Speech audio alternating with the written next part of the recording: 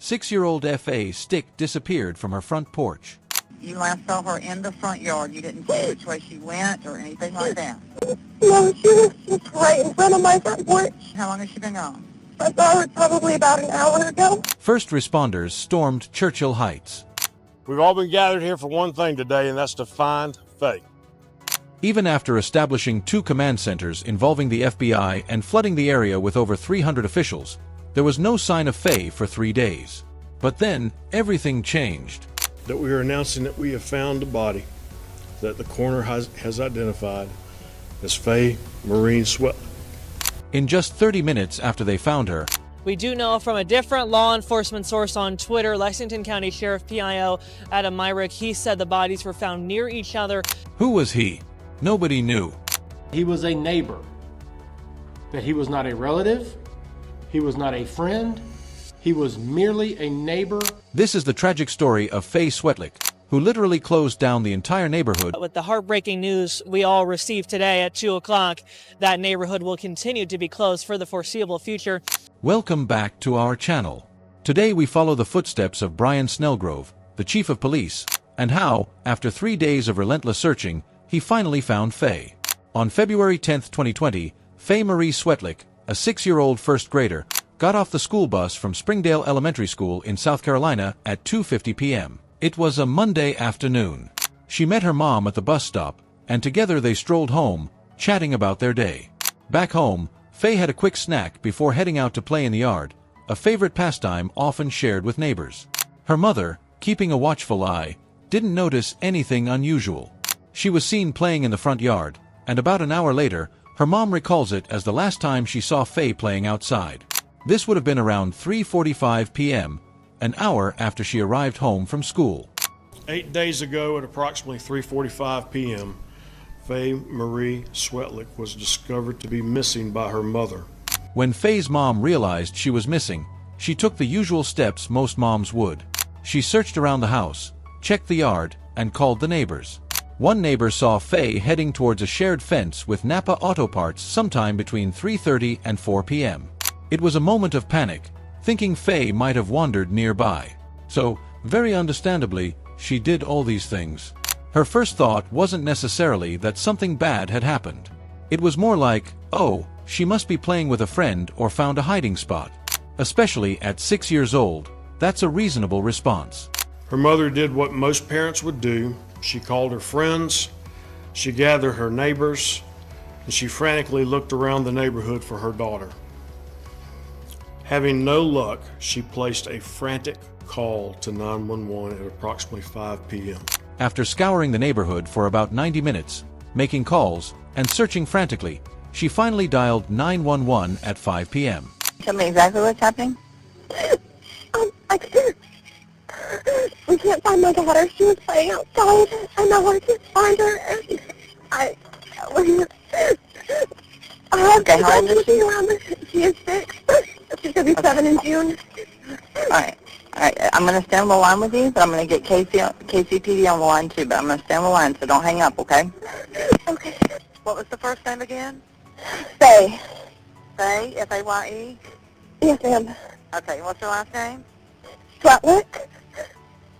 Spell that for me. S-W-E-T-L-I-K. Okay, and what was she wearing? She was wearing polka dotted rain boots, a flowered skirt, Okay. and And a what black kind of shirt? T-shirt that has a neon design on it. And how long has she been gone? Last I saw her was probably about an hour ago. How tall is she? She is 3'10". 3 foot? How much does she weigh? 65 pounds. Last saw her in the front yard. You didn't see which way she went or anything like that? No, she was just right in front of my front porch. As minutes ticked by, police quickly arrived at the house. By 5:03, Casey officers were on the scene at Churchill Heights and were gathering information. They talked with family members and neighbors and began going through the neighborhood to look for Faye. The first responders questioned the family and neighbors and then rapidly started combing the neighborhood to search for Faye. Within just 30 minutes of arriving, the officers alerted the KC command team, including Bryon Snellgrove, the chief of police, and they all hurried to Churchill Heights. By 5:30 p.m., a team of 50 responders flooded the scene, but Bryon Snellgrove knew that even 50 officers were not enough to comprehensively search the entire neighborhood of Churchill Heights. By 6 p.m., having so far not located Faye, both SLED and the FBI were contacted, and immediate assistance was requested. At this time, there were 50 or more law enforcement officers, firefighters, and first responders on the scene. Everything unfolded at a rapid pace, with the Federal Bureau of Investigation jumping in by 6 p.m. Over 50 law enforcement officers, firefighters, and first responders were actively searching for Faye. They conducted organized door-to-door canvassing and neighborhood searches to kick off the initial perimeter search. The community rallied together, eager to lend a hand, but authorities urged citizen volunteers to stand down and let the professionals take charge of the search. In the city, they were facing flooding in certain areas and dealing with rough, dense terrain, particularly around the Churchill Heights neighborhood. Despite these challenges, all officers were asked to check every pool. They remapped the route and honed in on the area they needed to focus on. Less than 30 minutes later, the search for Faye Swetlik would reach a heartbreaking conclusion. I went into the woods behind the townhomes, and just before 10:30 a.m., I located the body of Faye Swetlik. Chief Bryon Snellgrove, amidst the rough terrain, stumbled upon her body in a shallow grave less than 200 feet from her home. We are announcing that we have found the body, which the coroner has identified as Faye Marie Swetlik. In a cruel twist, just 30 minutes after Faye's discovery, officers were alerted to another incident back at Piccadilly Square. A man was found bleeding on his back porch by the police. His identity remained unknown. At approximately 10:30 a.m., other KC officers were notified of a residence where there was a man bleeding on the back patio. Initially, police remained silent regarding any potential connection between the two events. Former Vice President Mike Pence issued a statement expressing his unwavering support for the ongoing investigation conducted by the police. We will continue to work closely with state and local authorities to hold accountable those responsible for this heinous crime. The man found on his porch was soon identified as 30-year-old Cody Scott Taylor. Questions arose. Who was he, and what, if any, connection did he have to Faye? Just moments after locating Faye Marie Swetlik, we located a deceased male, Cody Scott Taylor, who lived a few hundred yards from Faye's home, where she was last seen playing outside on Monday. People who knew Cody described him as a bit of a loner, often having a negative outlook on life. Cody shared living space with roommates who also happened to be his co-workers. He was not a relative, he was not a friend, he was merely a neighbor. One of his roommates mentioned that Cody had depression and occasional thoughts of self-harm, but he usually kept these feelings to himself. They mentioned that Cody saw himself as someone living without much hope. Taylor's roommate painted him as a bit of a loner, too anxious to talk to girls, and always locking his bedroom door. Now let's talk about Cody's room. It was a mess, with old food, booze bottles, and clothes strewn everywhere. The roommate mentioned Taylor spraying air freshener, but they figured it was just to cover up the smell of weed. The roommate even told the state that Taylor seemed weak, the kind who'd only do something bad if he had online pals cheering him on. As for Cody Taylor's past, he graduated from Blythewood High School and started at the University of South Carolina, Beaufort, in 2007. He switched to Columbia University a year later but called it quits in 2009. He was into math but never finished his degree. Besides a few minor traffic incidents, Cody had a clean record with the police. He tended to switch jobs frequently, but at the time, he was working at a Wingstop alongside his roommate. Following the discovery of Faye's body, police immediately began connecting the dots over the next hours and days. Despite seemingly having no prior connection to Faye, crucial evidence was unearthed from the garbage bin at Cody's residence. Yes, the two crucial items found came from Cody's trash can. As soon as Faye's body was discovered, crime scene investigators rushed to the scene. Immediately, SLED's crime scene unit collected various samples of DNA from both crime scenes and from inside 602 Piccadilly Square. That DNA, once tested, connected the unknown pieces of this horrific crime. Investigators pieced together a chilling story. They believe Cody kidnapped Faye from her yard. However, the exact method of abduction, whether through force or coercion, remains unconfirmed. Evidence leads us to believe that the deceased abducted and killed 6-year-old Faye Marie Swetlik, and it appears that he is the sole perpetrator of this crime. It's believed that Cody asphyxiated Faye within hours of abducting her. Shockingly, he managed to conceal her body in his apartment for 2 days without detection during 2 separate searches by investigators. I can tell you that the deceased male had been contacted and interviewed at 602 Piccadilly on Wednesday afternoon. He was cooperative and gave consent to agents to look through the house. He cooperated fully, letting agents search his house, but they didn't spot anything suspicious that would suggest he knew about or was involved in Faye's disappearance at that moment. On February 12th, while combing through the area, police had actually visited Cody's residence. Unfortunately, he wasn't home at the time, so officers spoke with his roommate and conducted a brief search. Among the items found was a laundry bag identified by the roommate as belonging to Cody.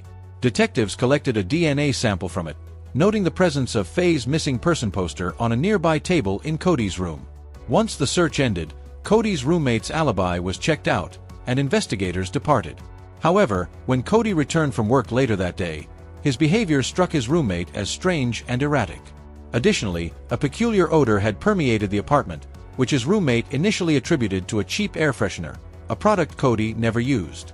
Cody did use air fresheners to mask the smell of marijuana, but this air freshener he was using was way too strong, and he was also using it too much. Later that evening, just before 6 p.m., police returned to search the apartment once more, this time hoping to interview Cody. They succeeded, but when questioned about his whereabouts, Cody couldn't provide a solid alibi, claiming he had been home alone, sleeping. Following the interview, officers departed once again, finding nothing out of the ordinary in the apartment. He also told us about the more than 700 gigabytes of surveillance camera footage they had. They did find some featuring Cody Taylor acting suspiciously. Now, all they had to do was focus on Cody Taylor and follow his footsteps on CCTV, but they also had to focus on the gravesite and see if they could find CCTV footage of that. But the chances of finding CCTV footage of a gravesite in a thick wooded area are nearly impossible. Just when they thought nothing would show up on the CCTV, they struck gold.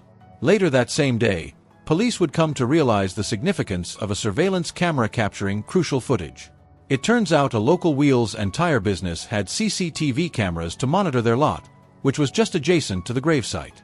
That CCTV camera captured officers scouring the wooded area in their search for Faye on the 11th of February, 1 day after her disappearance, and sometime after the chief of police held his first press conference. They came within feet of the gravesite, but, as chilling as it may sound, the gravesite was not there yet.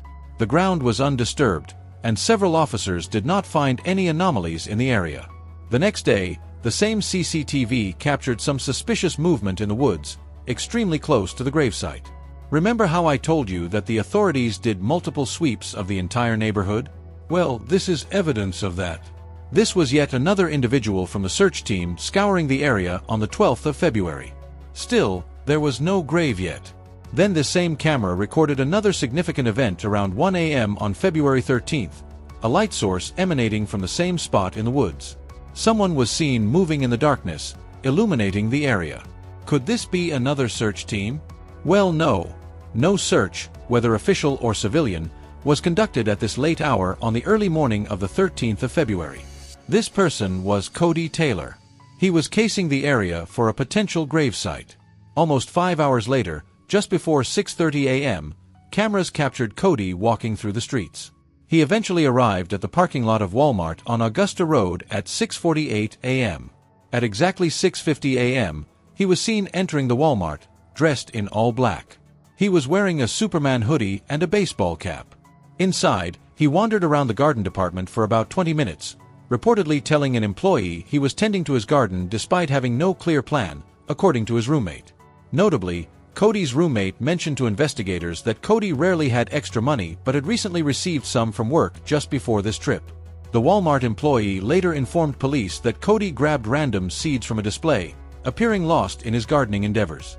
Approximately 20 minutes later, he purchased several bags of soil and fertilizer, along with a box of Pop-Tarts, before leaving the store at 7:13 a.m.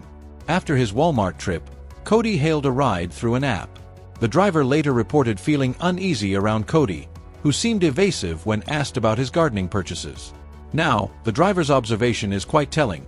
He describes Cody as evasive and nervous, especially when questioned about the missing girl. Cody's response, "We never met, I don't know her," is also notable. If he's displaying signs of nervousness to the Uber driver, it raises questions about his interactions with the police. It's quite different from the typical response you or I might give if the police came to our door, welcoming them in, expressing concern.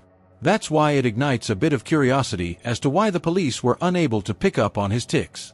It's hard to believe an Uber driver was able to pick up on his uneasiness, but trained officers missed it altogether, even though they visited him twice. Around 40 minutes later, at 7:47 a.m., the same surveillance camera that had previously captured Cody's movements in the woods revealed more activity in the same area. Police determined that Cody carried one of the bags of soil he had purchased into the woods, where he proceeded to bury Faye. He lingered for about a minute before descending the hill, leaving the bag behind. We don't exactly know how long it took him to bury Faye, but we can assume he was in a hurry, and it probably took him approximately 30 minutes. So, by 8:15 a.m., he was done. Then, he hurried home and disposed of Faye's polka dot rain boot and the soup ladle he had used to dig the grave, since it was garbage disposal day. As police were going through the garbage, those two items were discovered by the cops at 10 a.m. Authorities knew that garbage came from Cody's house, so the chief of police ordered another sweep of the surrounding area of the residence. The gravesite was behind Cody's house, and Chief of Police Bryon Snellgrove was the one who found the grave at 10:30 a.m., which is less than 2 hours after Faye was buried. She was still wearing the other polka dot boot, and her neck was wrapped with a thick plastic bag. CCTV captured first responders arriving at the established gravesite. A crime scene was established, and forensic experts were called to collect evidence and DNA samples. Seeing all this transpiring so quickly behind his backyard, Cody realized his act was up. It was then he decided to end his life. Cody Taylor then stood on his back porch overlooking the crime scene and shot himself. Further evidence emerged during the investigation. Examination of Faye's body revealed Cody's DNA under her fingernails, while both Cody's and Faye's DNA were found on the ladle as well as in the black laundry bag. All evidence pointed to a single conclusion: Cody Taylor abducted and murdered Faye Swetlik, acting alone, as stated by Bryon Snellgrove. Later, Cody's roommate claimed there was an unusual odor in the house. Cody attempted to mask it with an air freshener. Now, police have a tough job as it is, but considering they had been inside his home and the coroner reported that the grave wasn't dug long ago, it raises questions. According to the roommate, there was an odor in the days leading up to these events, which begs the question of what transpired there. Indeed, 3 days had passed, and decomposition may have begun. However, it's hard to fathom that experienced police officers wouldn't have noticed such a distinct odor. The roommate's assertion that Cody was using too much air freshener, something he had never done before, raises doubts. While it's possible the police overlooked it, the unmistakable scent of death is something I doubt they would miss. Now that she's been found and forensics has been conducted, we can begin piecing together the puzzle. According to the Lexington County coroner, Faye died of asphyxiation within hours of her abduction. This means that if she vanished that afternoon, she likely passed away by that evening, yet she wasn't discovered for 3 more days. So, that provides a timeline. Since there was an odor in the house, we can assume Faye was in the house. The house was searched twice, and she was not discovered. Curiously, the roommate detected something while the police didn't. Another aspect to consider is that individuals who knew Taylor claimed there were no prior interactions between him and Faye, nor any indications of concerning behavior. Additionally, Taylor had no previous criminal record, which would have raised immediate suspicion if he did. It remains unclear whether he lured Faye away from the front yard or abducted her forcibly. However, the presence of his DNA under her fingernails suggests a struggle ensued, with Faye fighting for her life. This underscores a challenge faced by law enforcement agencies in accessing suspects' cell phones. It was announced that Faye's funeral expenses would be covered by a funeral home, and on February 21st, a public memorial was held in her honor. Hundreds of people, including first responders and officers, gathered to pay their respects at Faye's memorial, many donning pink and purple, Faye's favorite colors. How can you explain the life of someone that meant so much to so many in just a few paragraphs? Hundreds of people from around the Midlands filled the church for 6-year-old Faye. Knowing Faye's love for letters and notes, journals were set up, inviting everyone to jot down a few words or create colorful drawings. On July 6, 2021, the police department officially closed the case and released the files along with the evidence. Their statement reads, "All evidence provided today indicates that Cody Taylor abducted and murdered Faye Swetlik. We are now closing this case. According to the police, Faye was killed by Taylor within hours of her abduction, with her approximate time of death determined to be around 8 p.m. No motive has ever been established, and it's unlikely one ever will be. Cody left no suicide notes or any clues indicating his reasons for his actions. Despite efforts to access data from Cody's phone and search his computer, no evidence surfaced. While the local police concluded their investigation, the FBI's probe continues alongside a review by the State Law Enforcement Division. The distance between Faye's family and the suspect's residence to the wooded area is remarkably close, a mere 100 feet. It's a chilling realization, especially for those who have loved ones missing, to think that the danger could be lurking so close, right in their own backyard. If you have enjoyed the video, then make sure to hit that like button and also subscribe to our channel so you won't miss out any other latest videos.